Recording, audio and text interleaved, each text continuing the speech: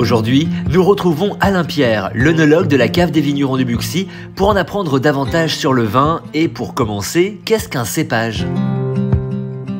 Alors un cépage, c'est une variété de raisin, de Vitis vinifera, ouais.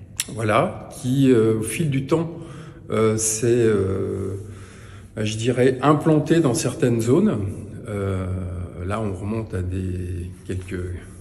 quelques millénaires, qui se sont affinés, qui se sont implantés, et par des phénomènes de croisement, ont donné certaines caractéristiques qui sont devenues voilà, des variétés autochtones de chacune des régions françaises et de Navarre. Et en Bourgogne, on a 4 cépages, 2 en blanc, chardonnay aligoté, et 2 en rouge, gamay et pinot noir. Alors qu'est-ce que l'appellation maintenant? Une appellation AOC, AOP, AO, je ne sais quoi. Alors aujourd'hui, l'appellation d'origine protégée, ouais, qui autrefois s'appelait appellation d'origine contrôlée, qui sont régies par l'INAO. L'INAO, c'est l'Institut national des appellations d'origine. D'accord. Voilà. Les appellations sont régies par ce qu'on appelle des ODG, organismes de défense et de gestion, qui sont en fait les producteurs, les viticulteurs, qui définissent les règles de production pour chacune des appellations. Et chacune de ces appellations est liée avec l'antériorité sur ce qu'on appelle les usages loyaux, locaux et constants. Voilà, sont en fait tout l'historique qui est retranscrit et qui est perpétué, notamment sur tout ce qui concerne les terroirs, les orientations, les délimitations, bien évidemment, puisque chaque appellation a des délimitations qui sont propres. Tout ce qui est la culture de la vigne, les particularités au sein de chaque cépage, et également toute la partie vinification vinification et ensuite mise en marché des vins. C'est quoi les tanins alors? Alors les tanins, c'est au niveau gustatif, ce sont des polyphénols qui en fait ont la faculté de floculer les protéines de la salive. Et qui rendent au goût, au niveau gustatif, cette sensation d'astringence, c'est-à-dire de dureté, parce qu'elle flocule les protéines de la salive. C'est ce qui râpe un peu sur la langue. Voilà, c'est ce qui est sur le côté des joues et sur la langue, voilà. Et en fonction, les tanins sont obtenus en fonction de la durée de macération des raisins rouges, qui sont libérés soit par les pépins, soit par la pellicule. Certains cépages restituent beaucoup de tanins, alors que sur le pinot noir, on est assez souple quand même dans l'ensemble sur les caractéristiques du cépage. Les tanins ont des vertus de longévité et de prolongement dans le temps du vin, puisque ce sont des matières antioxydantes. D'accord, c'est-à-dire que plus un vin va avoir de tanins, plus il va être gardable, entre guillemets. Entre guillemets, ouais, c'est une sorte de protection un petit peu sur la longévité et les caractéristiques du vin. Comment déguster un vin? On ouvre la bouteille, on se sert pas un verre tout de suite?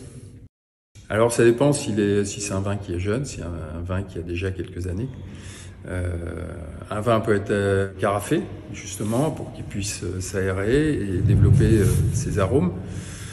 Donc le carafé, c'est juste, on le met dans une carafe. C'est le transvasé, voilà, de manière à ce qu'il y ait une plus grande surface de contact avec l'air. Ouais. Qui s'aère, de manière à ce qu'il y ait une interaction avec l'oxygène et qui puisse un petit peu retrouver, je dirais, ses caractères propres. Après, d'autres n'ont pas, sur des vins beaucoup plus jeunes, c'est pas nécessaire de les carafer. Et en termes de dégustation, la première des choses, c'est dès l'instant où on le verse dans le verre, c'est de regarder sa robe. La seconde phase, j'essaie de le porter à son nez, sans le remuer. Sans le remuer? Sans le remuer. Voilà, pour voir quels sont les arômes primaires. Qui se dégagent. Ok, intéressant. Et ensuite, faire tourner le verre, aérer le vin, justement pour rechercher les arômes qui sont moins volatiles et les faire remonter. Voilà, parce que chaque molécule odorante a un niveau de volatilité qui est différente et qui permet d'avoir une perception complètement différente. Parlons température. À quelle température faut servir un vin blanc et un vin rouge? On ne met pas le rouge au frigo. Non, jamais. Le rouge doit toujours être à température ambiante de la pièce. D'accord. Sauf s'il fait 30 degrés dans la pièce, bien oui. évidemment. Mais les rouges, c'est toujours, oui, 18, autour de 16-18 degrés. D'accord. Tout dépend des cépages également. On ira sur des vins jeunes et fruités, plus sur des températures plus basses, autour de 15 degrés, et sur 18 degrés, 18-20 degrés pour des rouges, des pinots noirs par exemple. D'accord. Les blancs, quant à eux, c'est plutôt vers 12 degrés. Ah oui. Oui. Je pensais que c'est plus frais que ça. On peut descendre, mais après c'est trop froid. Mais 12 degrés, c'est bien. Il faut qu'il s'exprime quand même voilà, à une certaine température. Il faut pas casser non plus, parce que le froid a tendance à fermer un petit peu les vins et bloquer un petit peu le dégagement des arômes. Donc ça sert à rien de les mettre trop froid. Et après, sur les effervescents, on peut descendre un petit peu plus bas à 8 degrés. Comment conserver une bouteille qui est ouverte? Eh bien, soit en faisant le vide à l'intérieur, un système de pompe à vide. Ah oui, il faut avoir une pompe à vide chez soi. Voilà, faut l'inerter tout simplement. C'est quoi? Soit introduire un gaz style azote, ouais. Voilà, pour éviter que l'air... En fait, c'est l'oxygène qui cause problème. C'est l'oxygène, voilà. D'accord. Ouais. L'oxygène, c'est... À dose homéopathique, c'est bonifiant pour le vin. Et à dose violente, c'est... Ça casse. Oui. Ok. Est-ce qu'on peut acheter du bon vin en grande surface ou il faut forcément venir dans des caves comme la cave de Buxy? Il y a certains qu'il vaut mieux venir à la cave de Buxy. Je Évidemment. peux vous dire le contraire. Mais on peut trouver effectivement dans tous les lieux de vente, que ce soit chez les cavistes, en grande surface, des produits très honorables. Et chez les cavistes, on peut retrouver des vins 2008? Tout à fait. Voilà. Ouais.